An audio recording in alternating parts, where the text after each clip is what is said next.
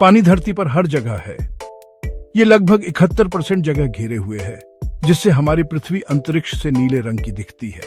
इतना सारा पानी धरती को हमारे सौर मंडल में अनोखा बनाता है। ये हमारे समुद्रों, नदियों और झीलों में है। ये पानी वाले जगह सिर्फ सुंदर नहीं है, ये उन जीव जंतुओं के लिए बहुत जरूरी हैं जो इनके आसपास रहते हैं। अमेजन के जंगल या इगाजू झरने की सुंदरता के बारे में सोचो। जैसे बाइकाल झील हमारे लिए है, ये कुदरत के खजाने हैं। ये बारिश और बर्फ बन के आसमान से गिरता है, हमारे मीठे पानी का भंडार भरता है और जमीन को सींचता है। बारिश का ये चक्र धरती पर जीवन के संतुलन को बनाए रखने के लिए बहुत जरूरी है। जैसे बरसात का मौसम हमारी खेती पर असर डालता है, मानो खेतों के लिए अमृत बारिश हो। पानी हर जीव के लिए जरूरी है। छोटे से छोटा कीड़ा से लेकर बड़ी से बड़ी व्हेल तक हर जीव को जिंदा रहने के लिए पानी चाहिए।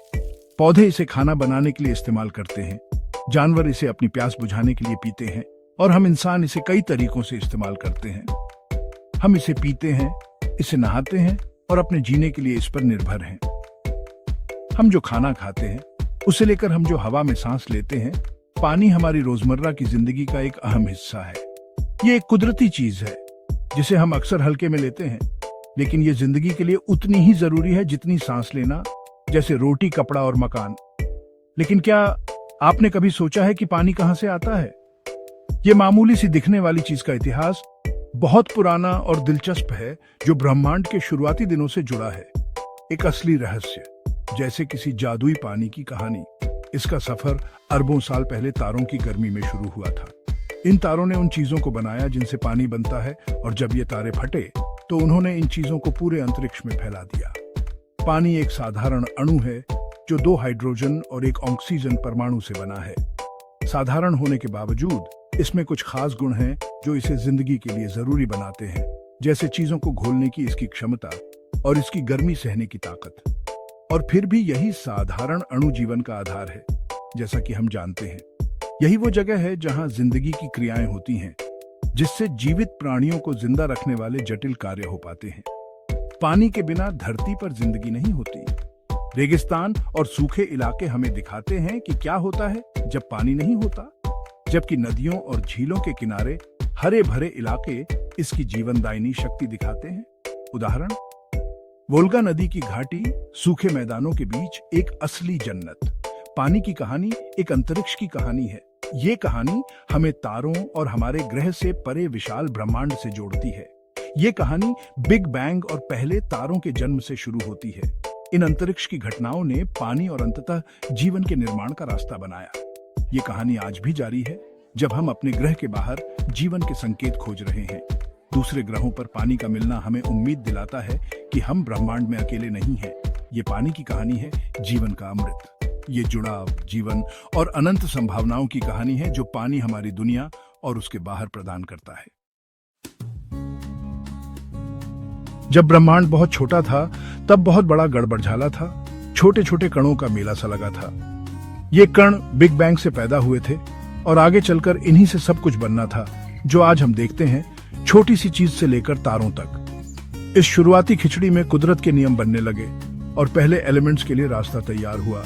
हाइड्रोजन, सबसे आसान और सबसे ज्यादा पाया जाने वाला एलिमेंट, मानो ब्रह्मांड की रोटी पूरे अंतरिक्ष में फैल गया। यह पहला एलिमेंट था जो बना और उसने ब्रह्मांड को गैस के बड़े बड़े बादलों से भर दिया। ये हाइड्रोजन के बादल आगे चलकर तारों की नर्सरी बने और बस चमकने का मौका ढूंढ रहे थे। नए तारों के अंदर गहराई में भयंकर गर्मी और दबाव ने न्यूक्लियर फ्यूजन शुरू कर दिया।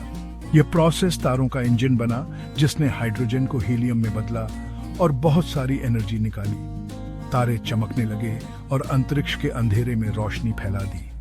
हाइड्रोजन के परमाणु जुड़कर हीलियम बनाने लगे, जो ब्रह्मांड के पीरियडिक टेबल का अगला एलिमेंट है। इस फ्यूजन से न सिर्फ हीलियम बना, बल्कि एनर्जी भी निकली, जो तारों को लाखों करोड़ों सालों तक चमकने की पावर देती है। यह प्रोसेस, जिसे स्टेलर न्यूक्लियोसिंथेसिस कहते हैं, चलता रहा और कार्बन, नाइट्रोजन और आखिर में ऑक्सीजन जैसे भारी एलिमेंट्स बनाता गया। तारों की हर जनरेशन ने इस कॉस्मिक एल्केमी में अपना योगदान दिया और ब्रह्मांड में तरह तरह के एलिमेंट्स की भरमार कर दी। ऑक्सीजन, जो पानी का जरूरी हिस्सा है, तारों के जलते हुए दिल में पैदा हुआ। यह एलिमेंट, जो जीवन के लिए बहुत जरूरी है, तारों के कोर में भयंकर गर्मी और दबाव से बना। जब बहुत बड़े तारे, ब्रह्मांड के सुपरस्टार, अपना सारा फ्यूल खत्म कर देते हैं तो सुपरनोवा की तरह फट जाते हैं। ये धमाके अंतरिक्ष के पटाखों जैसे होते हैं, जिनकी चमक पूरी गैलेक्सीज को भी पीछे छोड़ देती है। इन धमाकों ने नए बने एलिमेंट्स, जिनमें ऑक्सीजन भी शामिल था, पूरे अंतरिक्ष में बिखेर दिए। इन धमाकों के बचे हुए टुकड़ों ने अंतरिक्ष में नए तारों, ग्रहों और आखिर में जीवन के लिए सीड्स बो दिए। ठंडे, अंधेरे इंटरस्टेलर डस्ट और गैस के बादलों में ऑक्सीजन अपने कॉस्मिक पार्टनर हाइड्रोजन से मिला।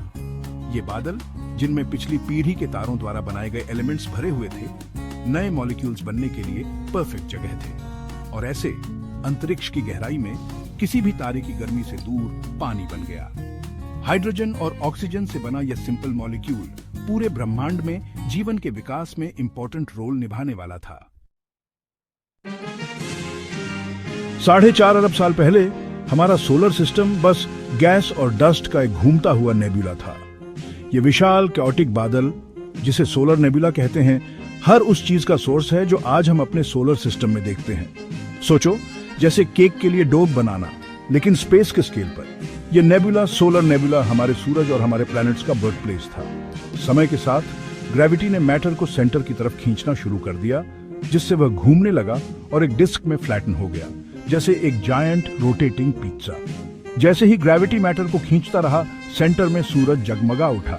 एक विशाल फर्नेस की तरह इस इवेंट ने हमारे स्टार के बर्थ को मार्क किया और सोलर सिस्टम के उद्भव के लिए आवश्यक लाइट और हीट प्रदान की। युवा सूरज के चारों ओर बचा हुआ डस्ट और गैस आपस में चिपकने लगा।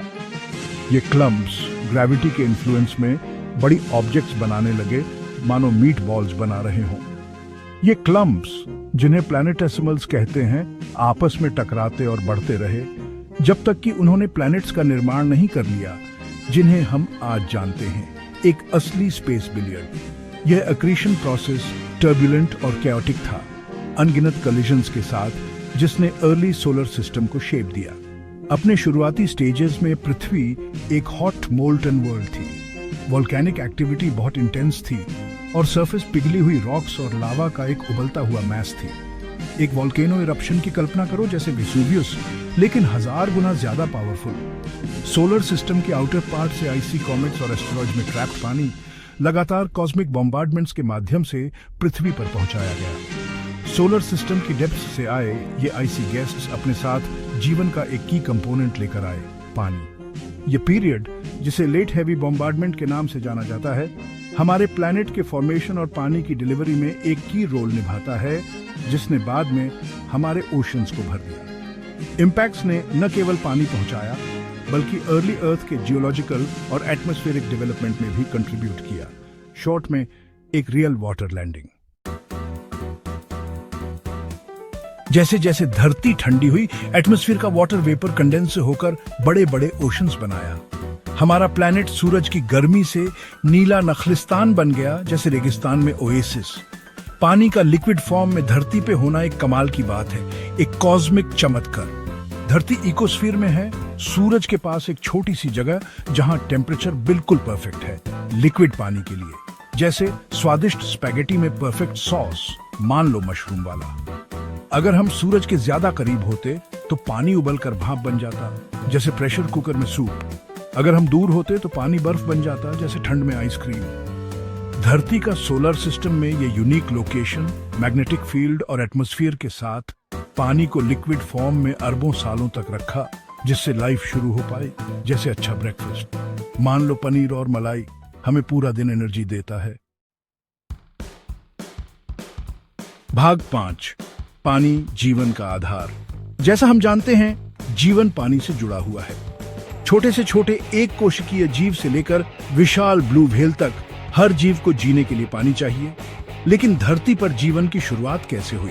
क्या यह कोई बहुत बड़ा कॉस्मिक कॉल्ड्रन था? वैज्ञानिकों का मानना है कि जीवन पानी में शुरू हुआ, शायद समुद्र के तल में ज्वालामुखी के पास। पता है ना, जो समुद्र के बहुत नीचे होते हैं। ये हाइड्रोथर्मल वेंट्स, जिनसे गर्म मिनरल रिच पानी निकलता है, जीवन के लिए जरूरी एनर्जी और केमिकल कंपाउंड्स का सोर्स थे। पानी को यूनिवर्सल सॉल्वेंट माना जाता है, एक तरह का नींबू का रस जो जंग भी घोल देता है, क्योंकि ये बहुत सारे पदार्थों को घोल सकता है। इसीलिए पानी जीवन के लिए जरूरी केमिकल रिएक्शंस के लिए परफेक्ट एनवायरनमेंट है।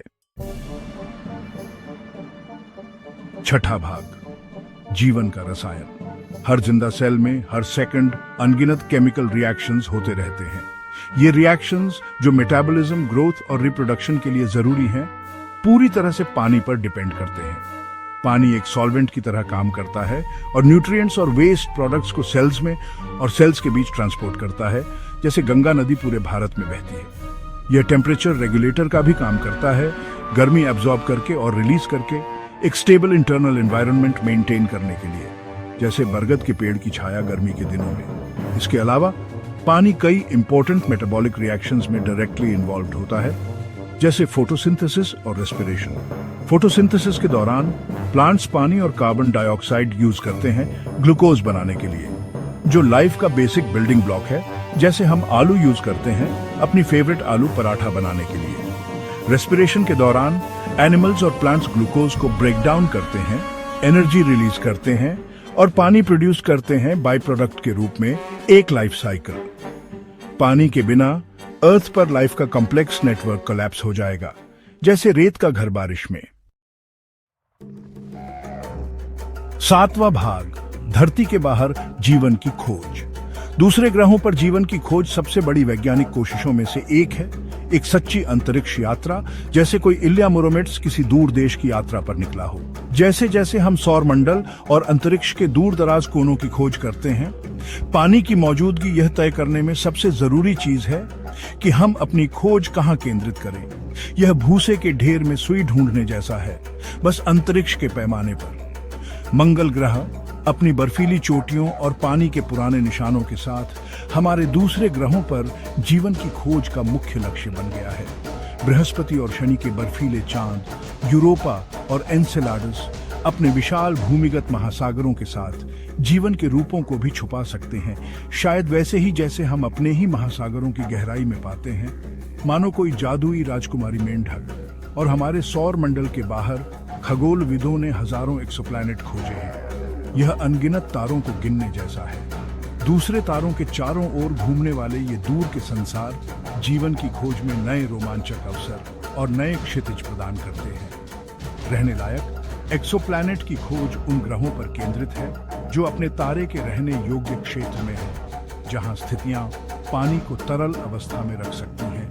जीवन की कुंजी, जैसा कि हम जानते हैं। भाग 8, पानी, अंतरिक्ष की पहचान। पानी की कहानी तारों में लिखी एक कहानी है। ये कहानी हमें अंतरिक्ष की विशालता और जीवन की शुरुआत से जोड़ती है। धरती पर पानी का होना अंतरिक्ष के कनेक्शंस का सबूत है। ये हमें याद दिलाता है कि हमारे शरीर और धरती के एलिमेंट्स तारों की गर्मी में बने थे। जैसे लोहार अपनी भट्टी में चीजें बनाते हैं, जैसे जैसे हम ब्रह्मांड के राज खोलते जाते हैं, पानी हमें एलियन लाइफ ढूंढने में मदद करेगा। किसी और प्लैनेट पर पानी मिलना इंसानों के लिए बहुत बड़ी खोज होगी। जैसे किसी नई जगह की खोज करना, ये इस बात का सबूत होगा कि हम अकेले नहीं हैं, जैसे किसी बड़े से मैदान में कोई छोटा सा गांव। एपिसोड 9, संभावनाओं का ब्रह्मांड। पानी का सफर तारों के बीच से हमारे शरीर की कोशिकाओं तक ब्रह्मांड की खूबसूरती और जटिलता की कहानी कहता है। यह एक ऐसा सफर है जो हमेशा हमें हैरान और मंत्रमुग्ध करता है और हमें जिंदगी की कीमत और अनंत संभावनाओं की याद दिलाता है। जैसा कि लेपर्डी कहते थे, हमें अनंतता का इंतजार है। जब हम तारों को देखते हैं तो हमें याद आता है कि हम खुद से कहीं ज्यादा बड़ी चीज का हिस्सा है, एक ब्रह्मांडीय जाल का जो पानी और रोशनी से बना है। दूसरे ग्रहों पर जीवन की खोज असल में खुद की खोज है। इस विशाल और रहस्यमयी ब्रह्मांड में अर्थ और संबंध की खोज, मानो दांते अपनी बीटराइज को ढूंढ रहा हो, और इस खोज में पानी हमारा मार्गदर्शक होगा। देखने के लिए धन्यवाद। हमारे चैनल को सब्सक्राइब करें। आप सभी को शांति और प्यार।